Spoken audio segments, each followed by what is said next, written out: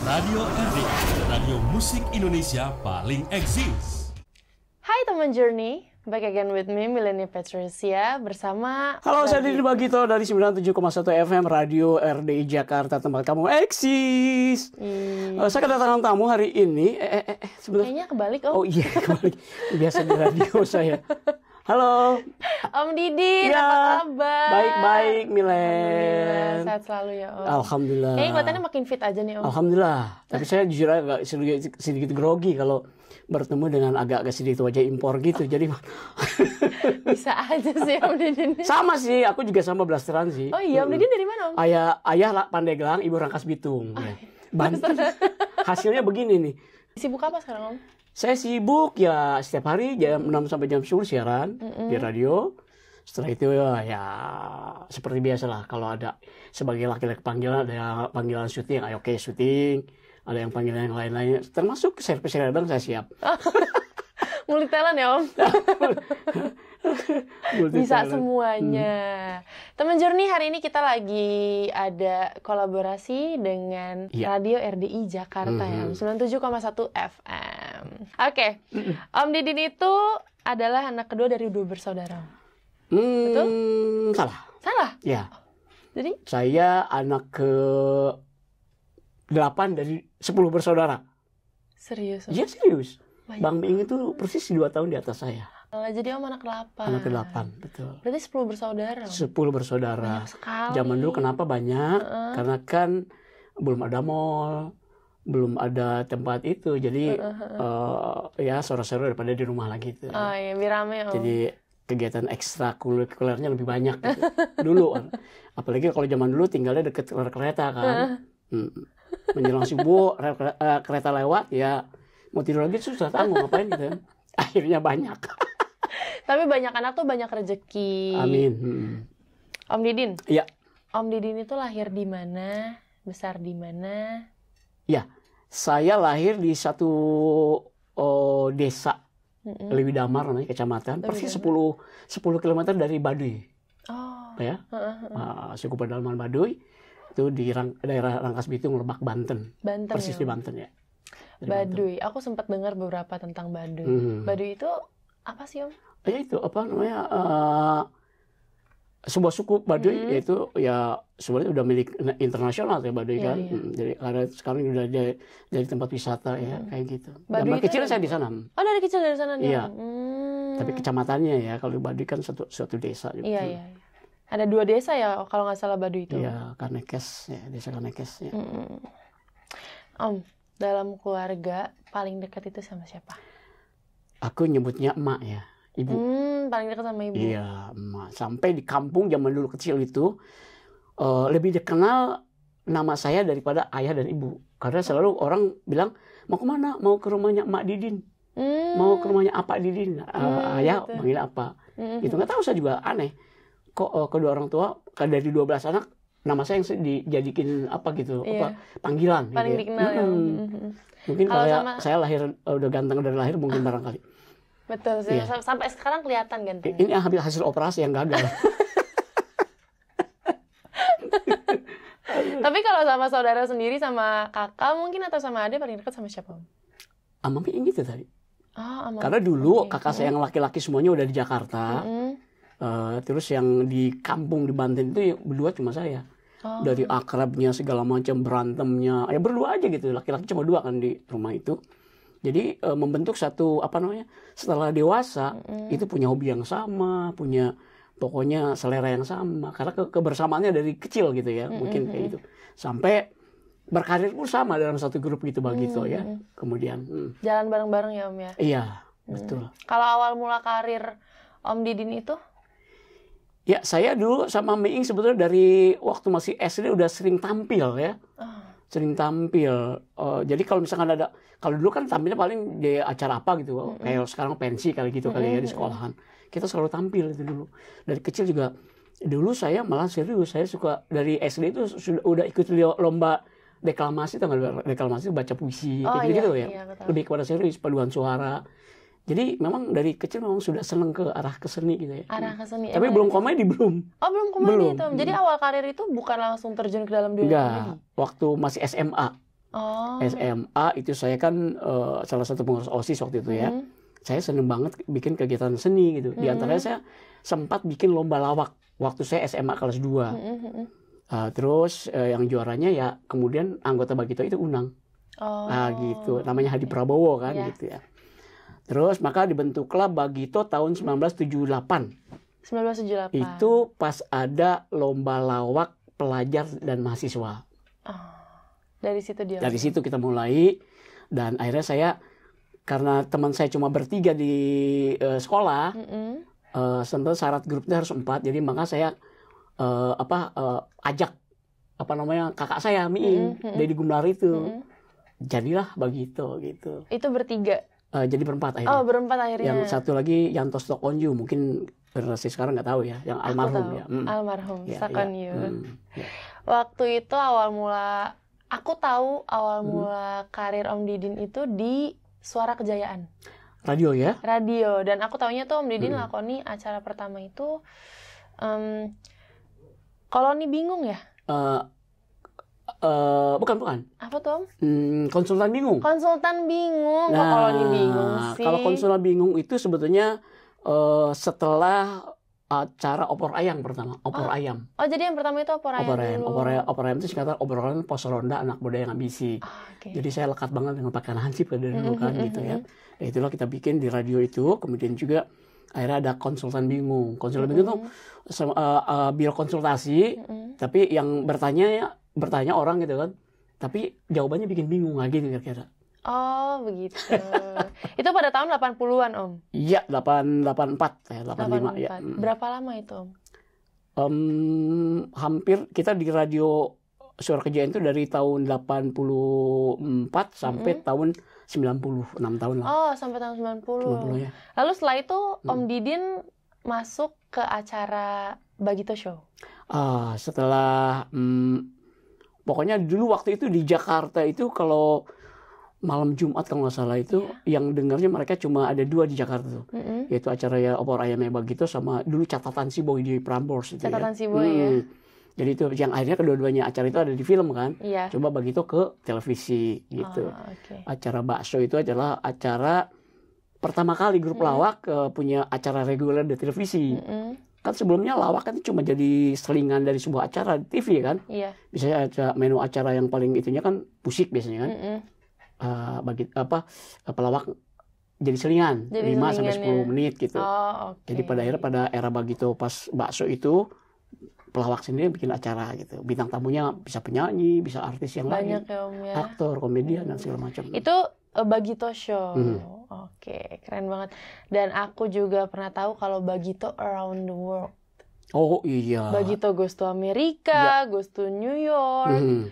Itu gimana ceritanya? Itu kemudian ya setelah kita dikenal sudah ke televisi dan segala macam. Jadi awal pertama kali kita mulai show di luar itu di Australia. Di Australia ada di Canberra, terus Melbourne, terus Sydney.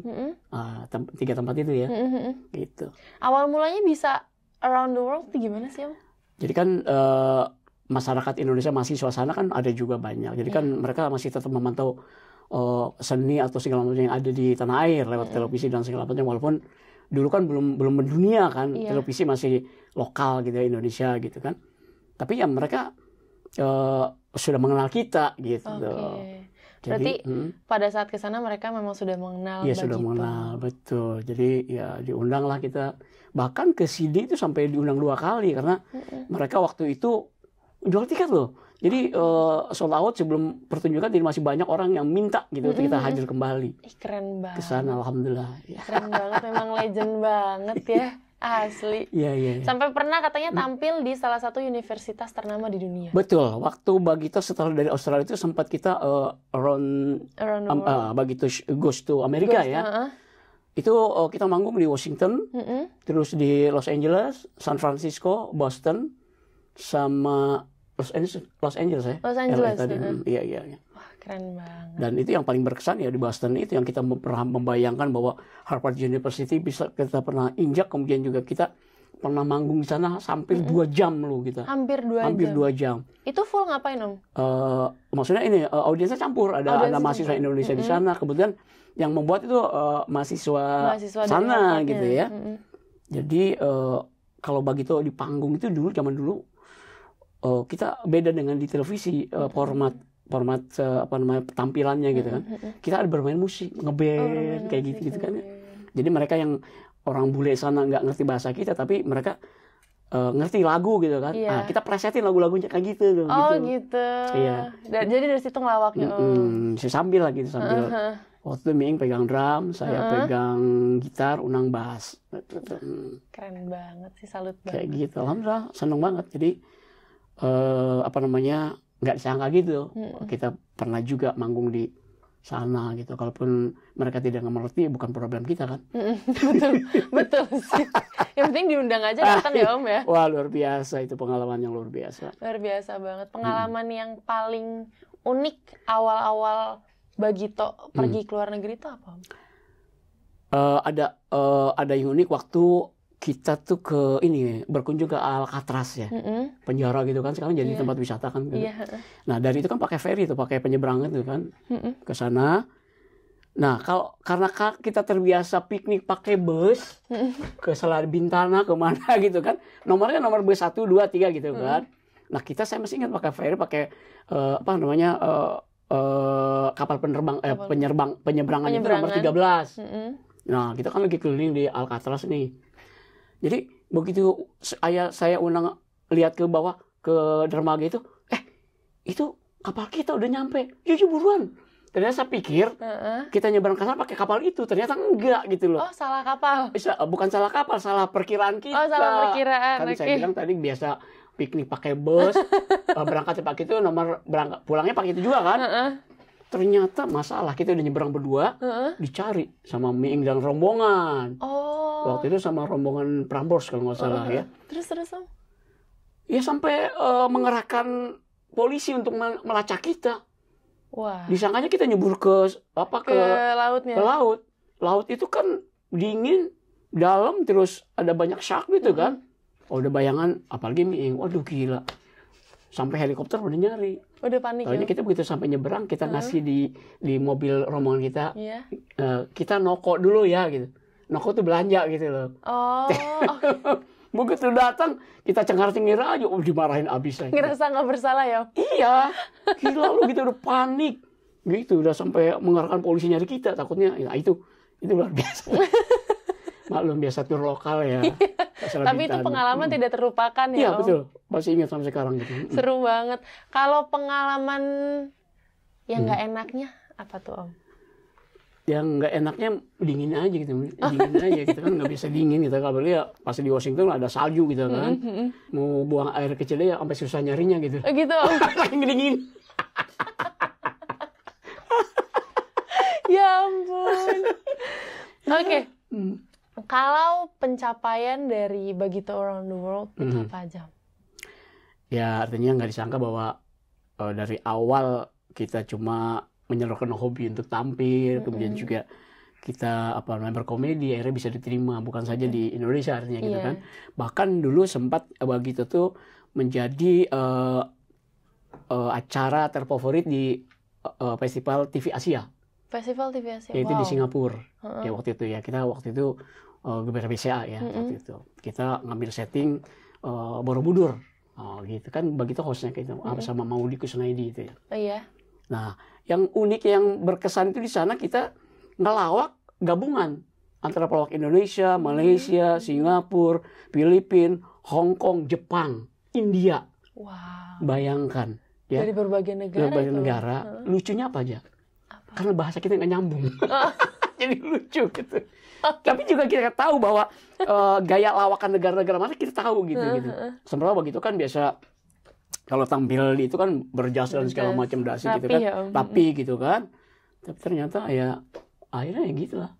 Karena nggak nyambungnya itu jadi lucu malah. Jadi gitu. lucu ketawa ya ketawa ya ngelihat pelawak bingung aja kalau 7 negara yang ngelawak apaan kayak gitu kan. Nah itu tuh unik juga tuh. Tapi itu digabungin dalam satu panggung atau satu persatu? Satu panggung. Ada satu panggung justru. di satu acara festival TV Asia itu penutupnya adalah gabungan pelawak-pelawak negara itu gitu loh. Wah, keren banget.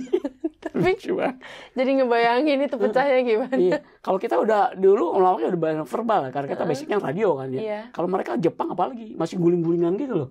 Oh, Dan Jepang nggak grup, udah sendiri, mereka rata-rata sendiri. Solo ya. Solo, kalau kita grup Indonesia gitu. Berarti waktu itu pada saat itu satu-satunya grup itu dari Bagito. Iya Bagito yang mewakili dan kita memenangkan itu apa acara favorit TV gitu. Wah, keren banget Om. Suatu kebanggaan buat aku bisa ngobrol sama Om Didi di sini. Dan jangan lupa Bagito itu awalnya melalui lomba-lomba lawak era-era tahun awal-awal tahun 80-an itu. Di Jakarta itu ada lomba-lomba lawak kan gitu kan. Bahkan kita pencapaian terakhir adalah sebelum kita eksis ke televisi, itu kita menjuarai lomba lawak nasional tahun 85. Dari 164 grup itu kita juaranya Bagito yang diselenggarakan oleh Sinemulat waktu itu. Kayak gitu. Bahkan di Ancol kita sampai tidak boleh ikutan lagi karena sudah 3 kali menjadi juara gitu loh. 3 kali menjadi juara. Jadi nextnya udah nggak usah ikut lagi deh. Juara terus soalnya. Jadi memang kita sudah terbiasa dengan lawakan-lawakan yang betul-betul tersaring gitu karena setiap lomba itu ada kriteria yang harus dipatuhi oleh si peserta itu. Keren banget. Tapi Om, waktu ikut lomba-lomba itu kan berempat ya Om ya? Ya berempat. Oh itu berempat. Ya. Pengalaman yang cukup nyentuh di hati banget tuh apa Om? Sebetulnya menyentuh kemudian jadi satu pilihan buat saya. Karena saat itu lomba lawak yang terakhir 85 itu saya justru sebagai pegawai negeri yang baru mau diangkat ke 100% jadi pegawai negeri harus memilih di pegawai negeri itu saya di karantina 3 hari kan untuk untuk peningkatan istilahnya pokoknya untuk 100% jadi pegawai negeri kan saya di Mahkamah Agung dulu. Oh Mahkamah Agung. Ya. Tapi di sisi lain lomba lawak juga ada 3 hari harus di karantina juga. Kan pilihan yang sulit tuh. Iya. Akhirnya abang saya bilang gini, Din, lu ngerjain sesuatu nggak bisa 2, harus satu jadi fokus, ya kan? Betul. Lu tinggal milih mau tetap di sana atau lanjutin karir lu di lawak gitu kan? Kalau gua gagal gimana? Tanggung jawab gua, kata abang saya kan. Oke deh, akhirnya saya putusin milih di situ dan saya keluar dari sana. Jadi dikorbanin satu ya Om ya? Setelah berapa tahun ya saya kerja di Mahkamah Agung itu. Jadi ternyata memang ya betul sih kalau misalnya kita mau mengerjakan sesuatu jangan bercabang, harus satu fokus dan akan jadi gitu. Alhamdulillah kayak gitu. Betul itu.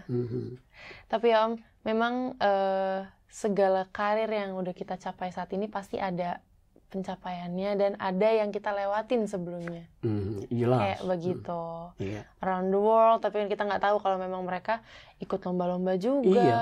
Dan jangan salah, kita sebelum eksis di televisi berjuangnya 12 tahun loh, bukan sebentar. 12 tahun itu yang lama. Dari kita di ngelawaknya itu dengan ikhlas selalu melawak di tempat-tempat panti asuhan gitu kan.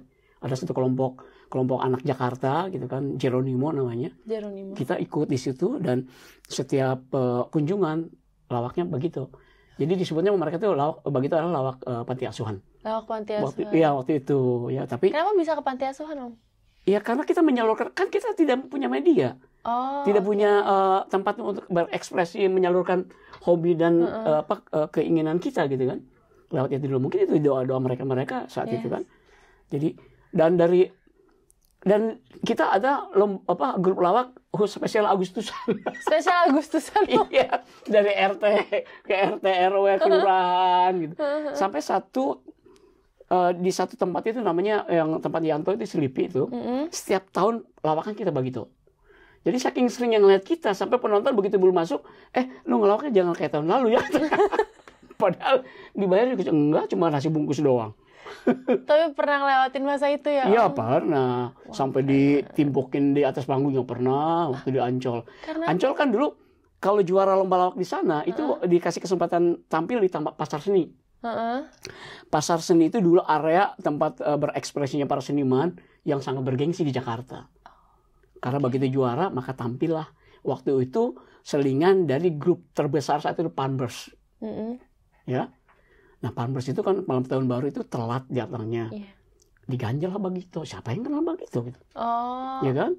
Dari situ makanya ditimpukin. Ditimpukul, bahkan ditarik dari atas. Enggak lucu, ditarik bawah panggung. Sampai akhirnya pernah juga ngelawak di kolam renang. Kolam renang? Karena titik-titik untuk hiburan di Ancol kan banyak. Nah suatu saat begitu di kolam renang nih, bayangkan ngelawak di depan orang yang lagi berenang. Ya, yang ada basah dicipratin, nggak lucu lu, kan nggak lucu. Bilang salah lu, waktu lu nyelam gak lucu, lu muncul udah gak lucu lagi. Experience-nya unik-unik ya Om ya? Iya, itu pengalaman yang memang justru kita kan learning by doing ya. Jadi tidak di sekolahan kan lawak. Jadi kita belajar dari apa yang kita lakukan, kesalahan kita. Pada akhirnya dengan jam terbang yang tinggi bahwa kita tahu bahwa oh ya lucu itu ternyata harus begini gitu loh. Kita bisa berteori sendiri setelah kita menjalani beberapa kegagalan. Bukan berarti begitu kecebur langsung kita sukses, tidak. Nggak kayak sekarang kan. Sekarang kan anak media banyak banget ya, televisi segala macam. Nggak sengaja pun mereka ya ikut temannya bisa tetap cepat populer gitu kan. Betul. Karena medianya juga udah beda ya. Persis, ya. Betul. Di sana mau ke TVRI aja 12 tahun harus menunggu kayak gitu. Betul. Ya. Tapi Om, tadi ada cerita soal mengorbankan waktu jadi Mahkamah Agung. Kenapa Om? Ya itu dia, mungkin karena satu pekerjaan yang tidak sesuai dengan hati saya gitu. Ternyata passion saya bukan di situ gitu loh ya. Walaupun ya apalagi saya tahu banget dari zaman dahulu kala yang namanya hukum di Indonesia ini masih tebang pilih sih. Iya, itu yang bertentangan dengan hati saya. Kadang-kadang kita kan saya perdata ya. Jadi dari kasus sekian kasus, jadi saya kasih kesimpulan bahwa oh ternyata hukum hanya berpihak pada orang kuat loh. Dulu ya, nggak tahu sekarang. Nggak sekarang juga mungkin nggak begitu beda. Bertentangan dengan hati. Betul. Makanya saya lebih kepada, bayangkan 3 tahun saya di Mahkamah Agung bukan meneruskan hasil sesuatu yang kerja yang bagus, tapi saya bisa meneruskan 2 buku kumpulan puisi. Oh, jadi selama bekerja jadi pegawai di Mahkamah Agung itu sambil nulis naskah komedi dan juga puisi. Dan betul, sampai tercipta opera ayam tadi di radio gitu. Karena saya sambil siaran itu. Keren. Jadi pada akhirnya saya berpikir, saya merugikan negara nih. Nggak kerja tapi dapat gaji buta. Akhirnya dengan ikhlas mengundurkan diri daripada merugikan negara kan. Saya dapat terima gaji tapi saya nggak kerja maksimal kan gitu. Nggak enak gitu. Akhirnya yang sesuai dengan apa yang ada dalam diri saya aja gitu, kemampuan saya kayak gitu. Itulah, memang jiwanya di jiwa seni ya Om ya. Betul ya, karena jadi waktu kerja di Mahkamah Agung juga kepikirannya nulis puisi, nulis skenario, naskah komedi. Ini ngerugi negara kan saya. Saya teriak-teriak jangan korupsi, saya korupsi waktu kan. Korupsinya waktu. Iya. Aku mau nanya soal social life Om.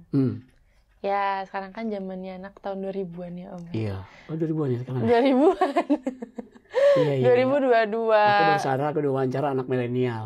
Sementara yang diwawancara anak kolonial. Sama-sama Nia lah. Bedanya di awalnya aja Om. Kalau kamu kan milen ya, milenial kan. Saya maksudnya kolo nih. Kolonial. Jadi panggilannya kolo. Aduh. Om. Ya. Mau tanya soal kabar yang katanya sempat ada keretakan sama Om Unang. Unang ya? Iya. Oh itu tahun 2000, persis 2000 ya? 2021 kalau salah ya. Itu sebetulnya karena memang kita sudah terlalu lama, kemudian juga sama halnya dengan pemusik. Misalkan dia bermusik dengan satu grupnya, maka dia ada pencapaian kepuasan secara batin bermusik. Itu kan mungkin juga tidak tersalurkan dalam satu grup kan. Demikian juga kita. Ada mungkin Unang punya ada talenta lebih. Unang kan di musik bagus deh, nyanyi segala macam. Saat itu mungkin ingin berekspresi lewat jalur dia sendiri. Pada akhirnya ya sempat pisah sih. Sempat pisah, kemudian juga sebenarnya tidak ada masalah apa-apa. Pada akhirnya tahun 2016 kemarin kan kita bikin reuni akbar tuh. Setelah 14 tahun nggak ketemu. Nah, lama juga nggak ketemu. Jadi kita sempat bikin reuni akbar, ketemuan lagi begitu, bahkan besar acaranya di Jakarta tuh. Sampai kita menampilkan segala sesuatu yang berkaitan dengan Bagito. Itu baik dari kaset-kaset lawak zaman dulu gitu kan, kaset-kaset lagu Bagito, terus kaset-kaset yang ada di televisi dulu gitu kan, sampai buku kita udah ada biografi buku loh, buku biografi Bagito tahun 95 pada saat usia Bagito ke 17 tahun. Ada bukunya. Jadi Trio Pengusaha Tawa namanya, itu yang menulis Heri Gunut Janarto dari Gramedia Group tuh. Terus waktu itu yang foto covernya juga Darwis Triadi loh. Darwis Triadi itu terkenal banget sih. Darwis Triadi itu memoto kita pada saat Bagito belum jadi. Waktu gabung sama Jeronimo itu. Kira begitu ketemu kita udah itu, Darwis Triadi yang memoto kita. Oh luar biasa, itu suatu hal yang saya baru tahu Darwis Triadi itu setelah orang ngomong, gila hasilnya keren banget. Tanya seorang Darwis Triadi. Kayak gitu. Dari awal belum apa-apa sampai kita sudah mencapai puncaknya ya. Fotonya dia. Lumayan lah jadi ganteng. Tidak, cuma saya agak tersinggung kalau foto lebih ganteng. Saya suka itu, suka tersinggung. Sesuai apa aslinya. Tapi Om, perbedaannya zaman milenial sekarang yang udah penuh dengan teknologi sama perbedaannya zaman dulu tuh apa sih Om? Maksudnya komedi atau lawak? Iya. Yang jelas kalau pelawak zaman dulu sekarang udah tua. Pasti sih, bener sih, nggak salah.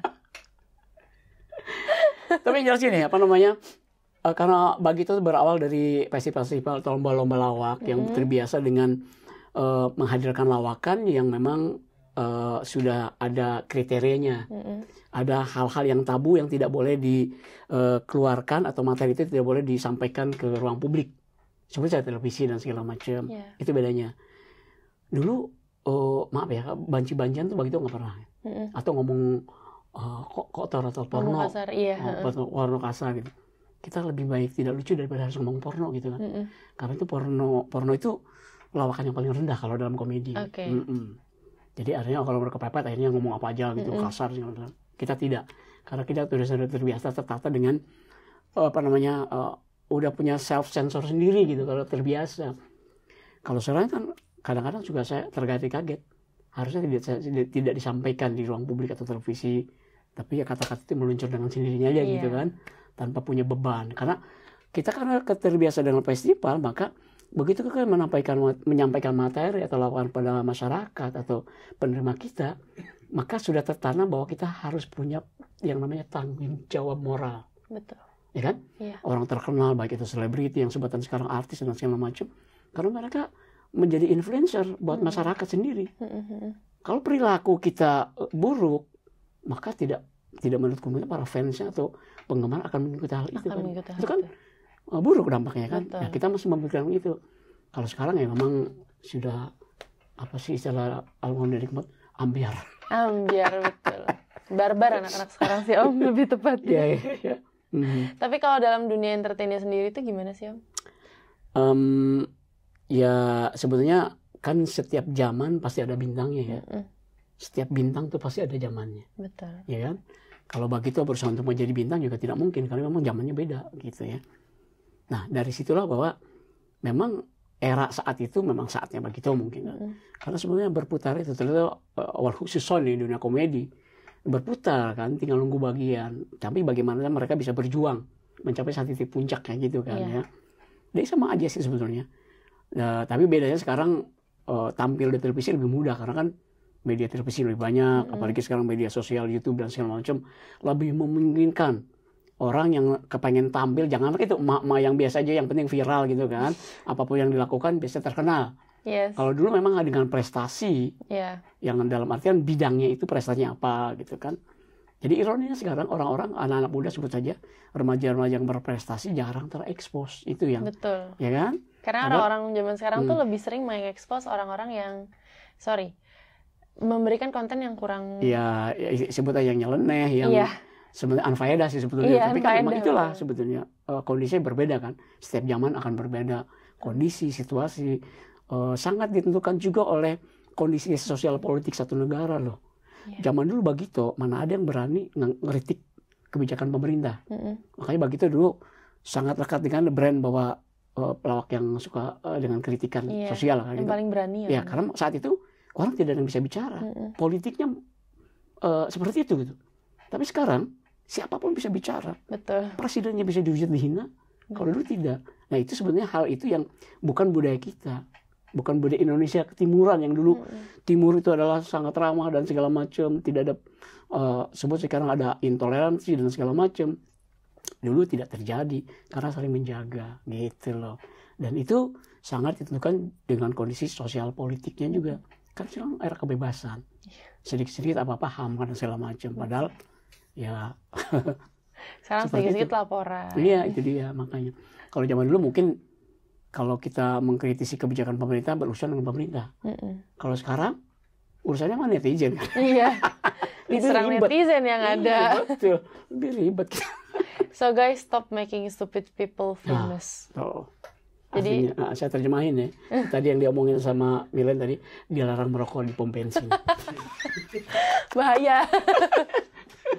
Karena kenapa stop making stupid people famous? Kasian yang berprestasi, Om. Iya, betul. Padahal anak-anak muda lewat jalur prestasi ilmu pengetahuan segala macam. Indonesia anak-anak sekolahnya ini selalu menjuarai olimpiade sains, matematik di luar negeri, tapi tidak pernah terekspos dengan baik. Nggak pernah terekspos. Iya kan? Yang selalu diekspos itu selalu tentang gimmicknya. Iya. Ya itu mungkin jadi sebetulnya zaman sekarang sih harusnya pandai-pandai menyikapi bagaimana memanfaatkan sosmed yang sudah mendunia ini gitu kan. Lebih bijak lah gitu kan. Iya, betul. Karena kita bakal punya keturunan loh anak-anak itu. Iya, betul. Mau anak-anak kita amburadul juga kan enggak? Yes. Ya kan? Jejak digital itu permanen. Iya, dan tidak bisa terhapus ya. Iya, tidak akan terhapus. Iya, aku juga ngeri jejak kita berdua ini enggak terhapus kayaknya. Aduh, wawancara ini maksudnya. Om Didin. Seru banget sih ngobrol sama Om Didin, asli. Udah kita experience-nya banyak banget, jadi banyak belajar juga dari kisah-kisahnya Om Didin. Iya, betul. Terakhir nih Om, pencapaian apa yang sekiranya belum dicapai sampai saat ini? Masih berusaha. Satu aja, apalagi saya udah menjelang senja nih ya. Kalau ibaratnya matahari itu menjelang senja lah. Usia senja masuknya. Ya, jadi saya sih kepengen satu aja dulu. Jadi manusia yang lebih bermanfaat dari sebelumnya, kemudian juga berusaha menjadi orang yang baik aja gitu tuh. Itu aja. Betul. Ya kita dalam perjalanan hidup kan ya namanya manusia tidak mungkin selamanya lempeng kan. Ya, ada belok-beloknya. Pasti. Tapi sekarang bagaimana caranya kita meluruskan jalan kita gitu kan. Itu aja. Yes, itu dia. That's it. Om Didin, terima kasih banyak sudah mau banyak sharing sama Milen. Iya, Milen. Thank you so much. Sehat selalu Om Didin. Iya, saya wawancara sama kamu 2 hari 2 malam cukup kuat kok, tenang aja. Berarti kita lanjut aja bagaimana? Jangan direkam tadi. Makasih Milen. Makasih banyak Om Didin. Sukses terus buat Milen ya. Sukses terus juga, sehat selalu dan bahagia terus Om Didin. Teman Journey, thank you so much for watching. Hari ini kolaborasi dengan 97,1 FM. Radio RDI Jakarta. Dan saya masih siaran sampai saat ini. Masih siaran sampai saat ini. Tiap hari Om? Tiap hari. Tiap hari. Jam 6 sampai jam 10. Jam 6 sampai jam 10 pagi. Ya. Jangan lupa diganti channel radionya. Yuk. Terima kasih. Sehat dan bahagia selalu semuanya. Stay safe, stay healthy, and I'll see you guys on the next video. Bye!